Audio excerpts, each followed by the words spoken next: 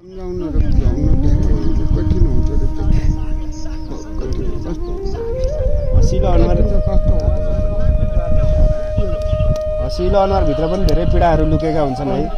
हँसिलो अनुहारभित्र पनि धेरै पीडाहरू लुकेका हुन्छन् होइन। कति वर्षको उमेरमा बिहे गर्नुभयो नि? 40 वर्षमा बिहा गरेको। 40 वर्षमा? किन त्यत्रो? 50-60 त्यहाँबाट तपाईँ कति वर्षदेखि तपाईँ बाहिर जानुभयो? इन्डिया बस्नुभयो? यहाँदेखि त त्यही त 16 वर्ष लाग्दाखेरि गोराबारी बोकेर गएको हो। ए गोराको भारी बोकेर? गोराबारी बोकेर गएको पोखरा पुग्यौँ। आज पो यो घरमै गाडी आउने भयो। त्यतिखेर त बिनी तक पनि गाडी आउन थियो। बिनी तक पनि गाडी आउन थियो।